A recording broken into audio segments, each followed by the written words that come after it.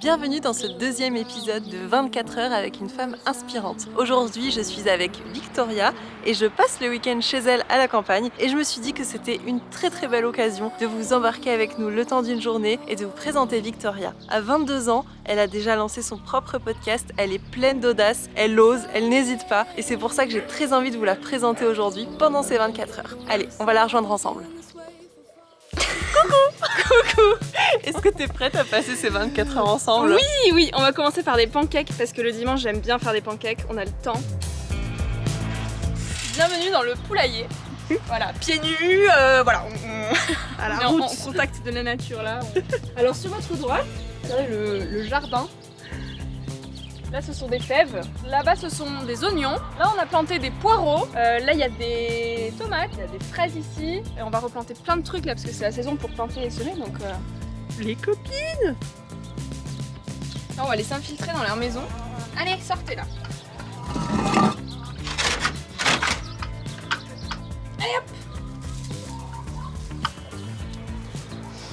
Oui, il y a 2 œufs. Ah! Notre chasse a été fructueuse. Il y en a 4 en fait.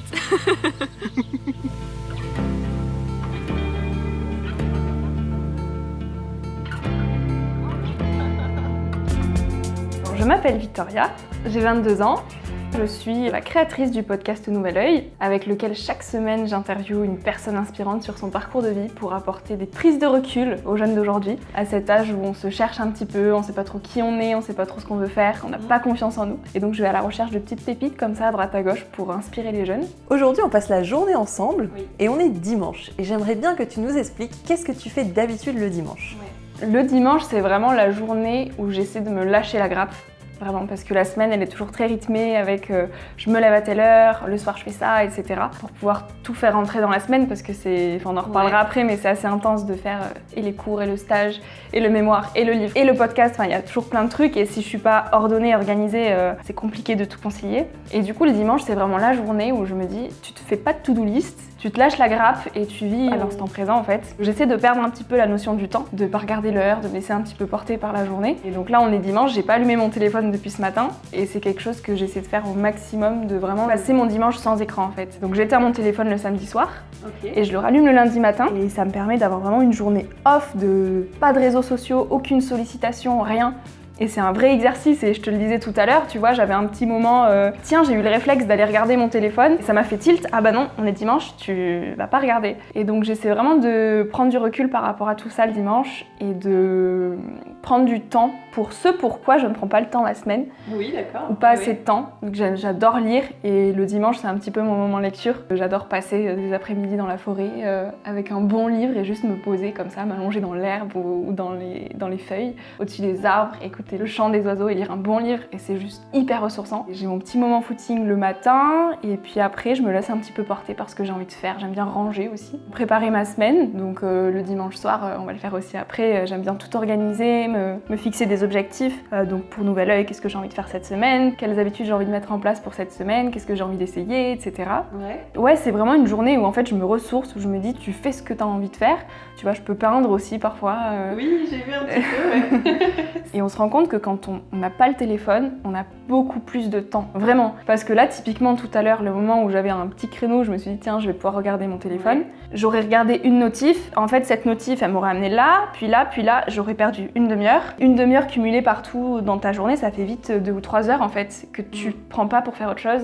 Et du coup, t'as vraiment une autre notion du temps, quoi. J'ai l'impression que mes dimanches, à chaque fois, ils sont hyper reposants, hyper ressourçants. Je peux aller faire du jardinage. Ouais, c'est devenu essentiel en fait maintenant d'avoir ce Oui. moment de pause sans écran, sans commentaires, sans... Ouais, je ressens que les dimanches où je le fais pas, où je déconnecte pas, où je rallume mon téléphone, ou parce que c'est pas toujours évident, tu sais, en fonction Oui, de ce des que fois, je fais, ouais. parfois je l'allume le dimanche, et je ressens que la semaine qui suit, elle est beaucoup moins, je suis beaucoup moins apaisée en fait. Tu vois, je sens que j'ai moins rechargé, que ouais, qu'il me manque un truc dans mon équilibre en fait. Maintenant, on va faire un petit peu de yoga parce que j'ai l'habitude de faire du yoga tous les matins. Ça me fait du bien. Et yoga, méditation et écriture. On va faire ça pendant un petit quart d'heure et après on va aller courir.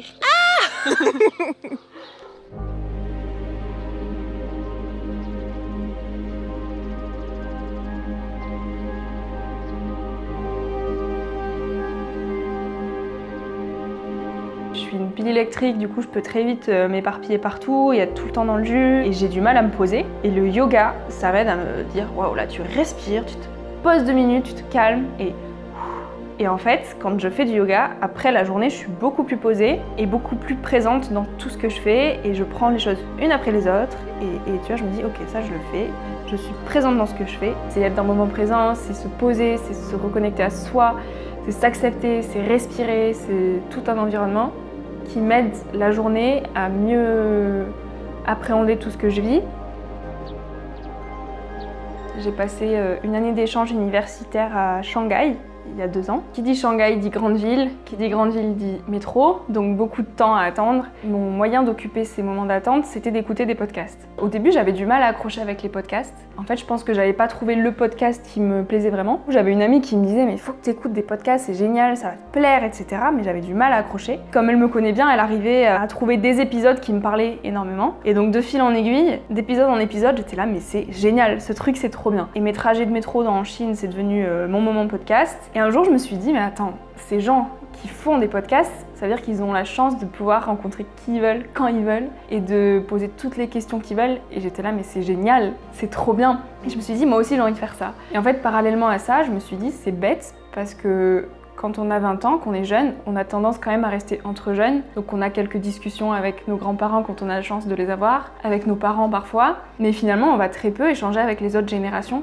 alors qu'elles ont une certaine sagesse, elles ont eu des expériences que nous, on n'a pas encore eues. Et surtout, elles se sont posées les questions que nous, on se pose aujourd'hui. Qu'est-ce que je veux faire plus tard? C'est quoi l'amour? Enfin, tu sais, toutes ces questions un peu qu'on découvre à 20 ans et où on est là, waouh, ça me paraît énorme. Enfin, la vie, ça me fait un peu peur et tout. Et je me suis dit, ben pourquoi pas aller questionner ces gens-là qui ont déjà expérimenté un petit peu la vie, pour leur demander quelles leçons elles ont tirées jusque-là et quels conseils elles pourraient donner aux jeunes.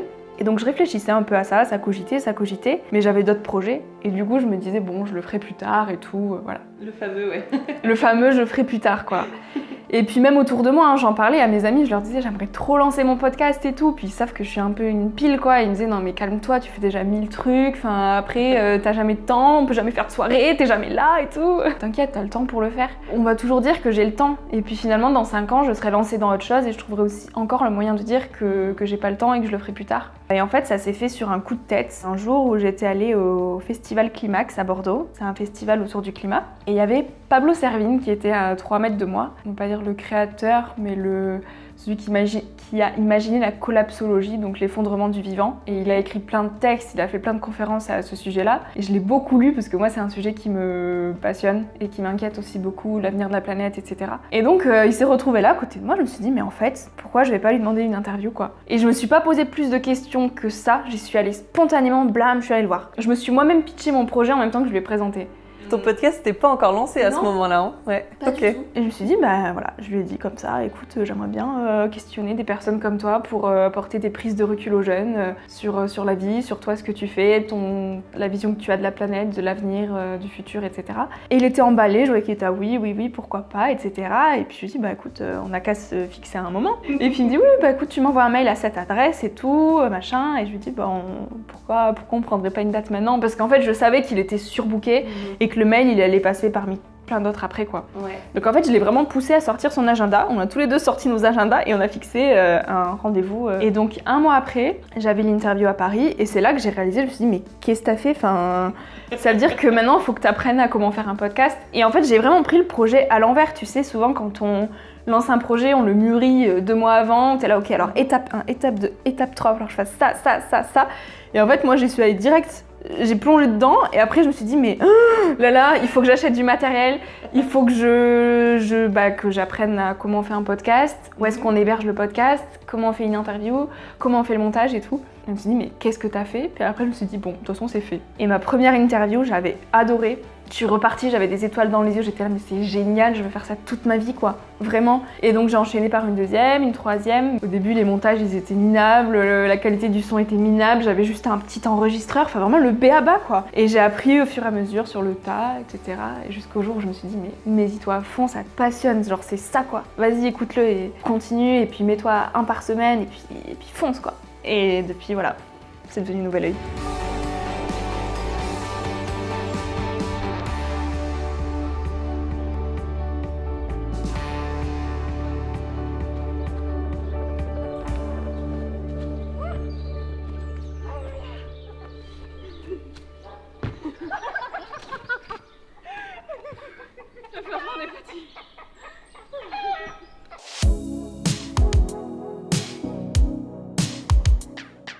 Quel conseil tu donnerais à une jeune femme qui se lance dans l'entrepreneuriat? Je pense que je lui dirais 2 choses.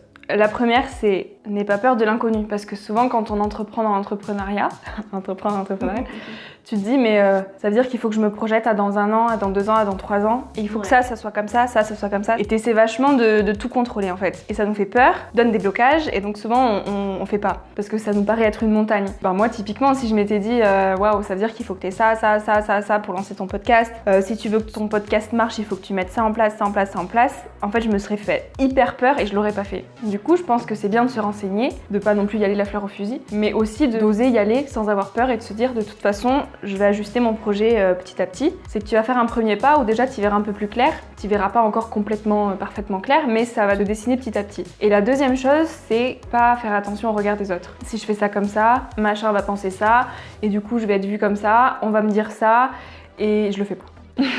En fait, quand tu fais quelque chose qui te plaît, où t'es aligné et où toi t'es bien avec ce que tu fais, et ben les rencontres elles viennent, comme vous, tu vois, tu rencontres des gens qui sont plus ou moins comme toi, qui te comprennent, et c'est tout un univers que tu te crées et qui te ressemble. Alors que si t'essaies de faire en fonction de ce que les autres voudraient voir de toi, finalement tu vas peut-être garder des gens autour de toi mais qui te ressemblent pas, et finalement c'est nocif parce que t'oseras pas être toi-même et tu t'enlises un peu quoi. Donc du coup je pense que pour vraiment oser et entreprendre ce que tu veux, c'est se détacher du regard des autres et pas avoir peur de l'inconnu et juste y aller, tu vois. Il y a 1 an, si tu m'avais dit t'aurais interviewé tous ces gens-là, t'aurais rencontré Diane et Aurélien, t'aurais fait ci, t'aurais fait ça, je t'aurais dit non, franchement je pense pas quoi. Tu sais, j'étais un peu encore beaucoup moins assurée, beaucoup moins... Et t'apprends au fil du temps en fait, c'est vraiment ça. Et il y a aussi des personnes que tu as lancées, relancées, re-relancées, et il me semble que c'est le cas du créateur du slip français, si je dis pas de bêtises, du directeur. Donc lui tu l'as lancé, relancé jusqu'à ce qu'il te réponde, c'est bien ça? Et qu'est-ce qu'il t'a dit finalement à la fin? Je lui ai envoyé un premier mail il y a 1 an, et en fait je crois que je lui ai envoyé des relances à tous les mois, presque, jusqu'à ce qu'il me réponde en septembre dernier, et il me dit ok, ouais, on va faire une interview. Et quand je l'ai rencontré, je lui ai dit mais est-ce que t'avais vu mon premier mail, parce que j'étais quand même bombardée de mails là, j'ai été super chiante, tu vois. Et il m'a dit mais justement, j'ai vu ton premier mail, et le truc c'est que des demandes d'interview j'en reçois tous les jours, donc j'allais voir en fait jusqu'à où t'allais aller, et la plupart des gens ils envoient une demande et puis ils abandonnent, et toi t'as pas lâché en fait, et je te revoyais dans mes mails chaque mois, et au final je me suis dit bah ouais, cette petite elle en veut quoi, et puis il m'a dit qu'il avait suivi aussi l'évolution du podcast. Ok. Il m'a dit j'ai vu comment t'as fait grandir ton truc, j'ai vu comment t'as l'air passionné, et en fait ouais, j'avais envie de partager ce temps-là avec toi parce que ça se voit que c'est pas juste une interview parmi 100 000. Il m'a dit surtout continue tes relances parce que c'est ça qui marche quoi. Je me dis au pire la personne elle va être saoulée et elle finira par dire oui, ou elle finira par me dire ok arrête de me harceler, je la rencontrerai jamais. Donc voilà, tu vois.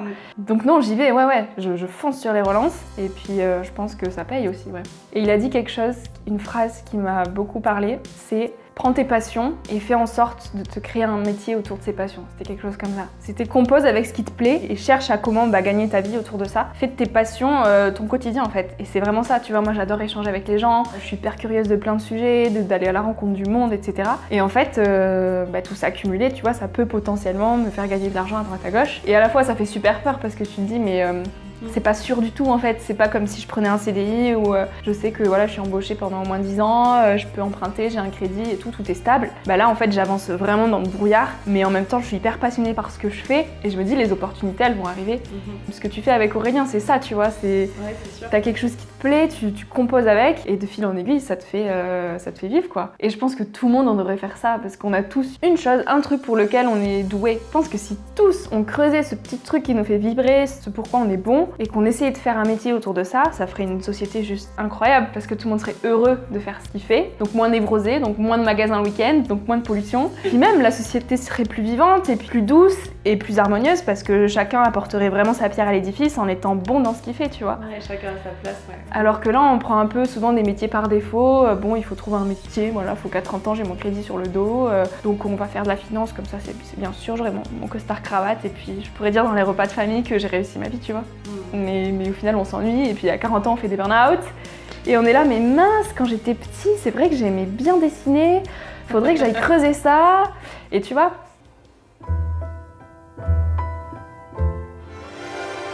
J'ai mis mon premier pas sur un parquet de danse quand j'avais 4 ans et j'en ai fait jusqu'à mes 18 ans à coup de 8 heures par semaine, donc c'était de la danse classique.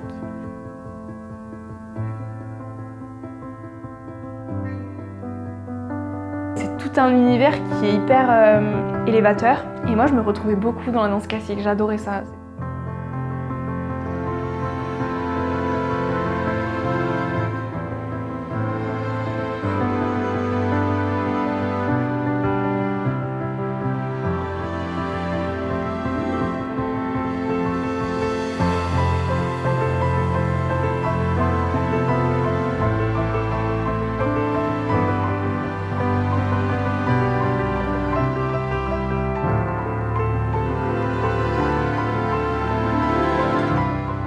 Ça m'a aussi beaucoup forgée, ça fait partie de la personne que je suis aujourd'hui parce que ça demande donc beaucoup de rigueur et beaucoup de discipline.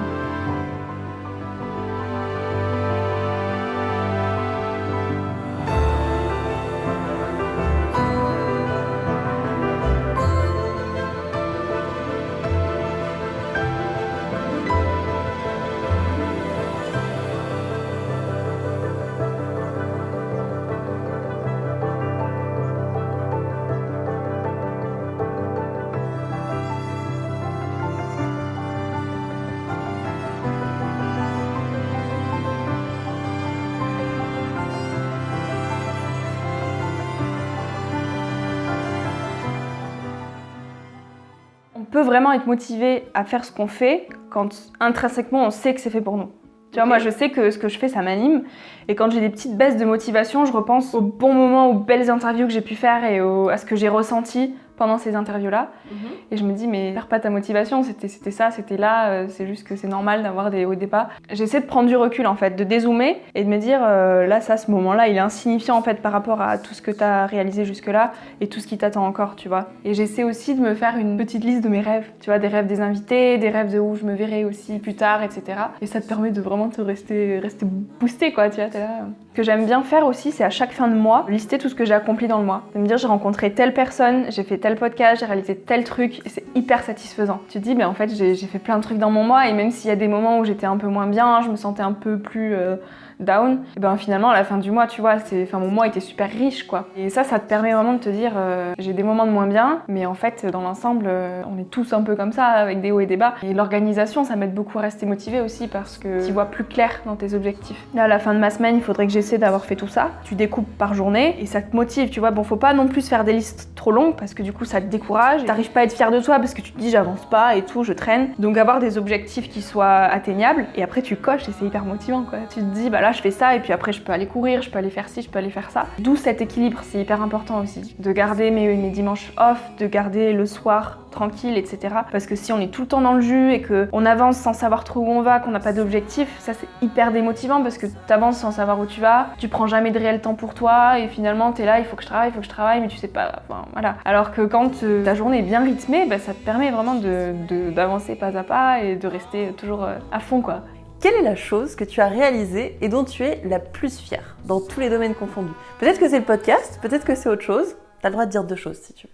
Mon départ en Inde, j'en suis vraiment fière. Parce que quand j'avais 18 ans, j'avais pas du tout confiance en moi encore. Et en fait, je voulais aller dans ce pays. Vraiment, ça tapait là-dedans. Il y avait un truc qui me disait, il faut que tu ailles en Inde. Et tout le monde m'en dissuadait. En fait, au début, c'était un organisme qui était venu à l'école et qui nous avait dit, pour votre stage de fin d'année, vous avez 2 mois. Si vous voulez, on peut vous placer en Inde dans une entreprise. Et donc, on était une dizaine à vouloir partir. Et puis, 3 mois avant le départ, la personne revient et nous dit, les conditions de visa ont changé. Et si vous voulez partir, c'est pour une mission humanitaire et donc vous serez pas rémunéré et puis ça sera pas en entreprise et voilà. Et donc tout le monde a désisté à dire bah non, on sera pas payé, on n'y va plus. Et moi j'étais là, mais non les gars, c'est encore mieux, vous vous rendez compte, en tant que privilégié, on va pouvoir apporter notre aide à des gens qui sont dans le besoin, c'est juste, c'est une occasion en or quoi. Sauf que j'étais toute seule à vouloir partir et du coup le directeur de mon école, il a dit non.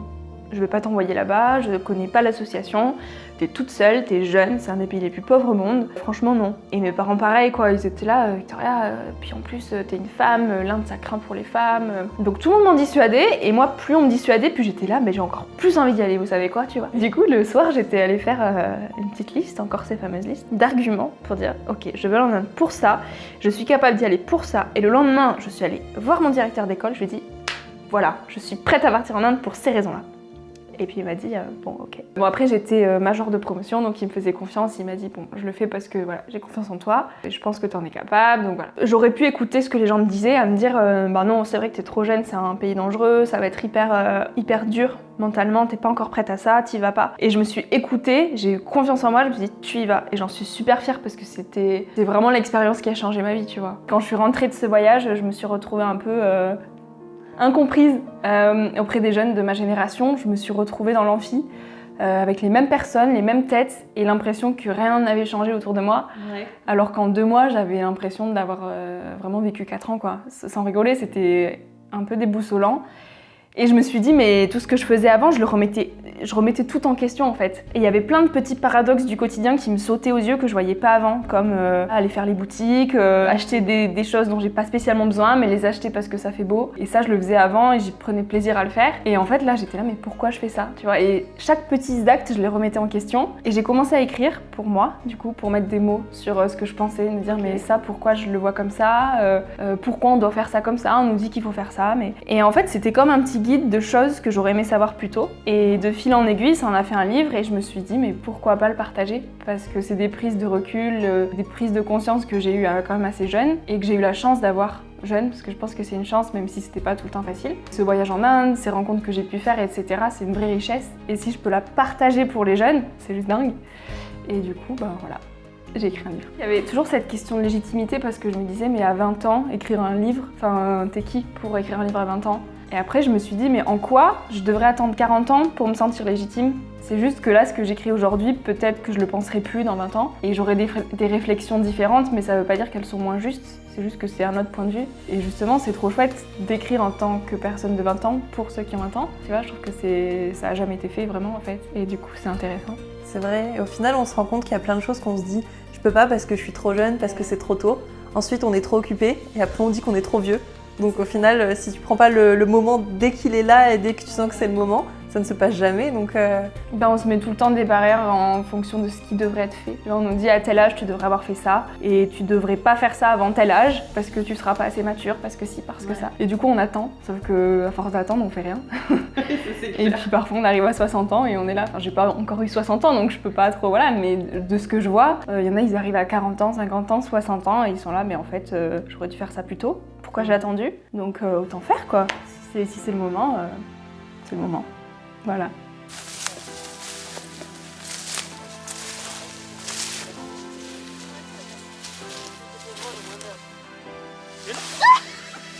Oh, c'est trop génial! Ah! Dodo. Ça fait mal? Non?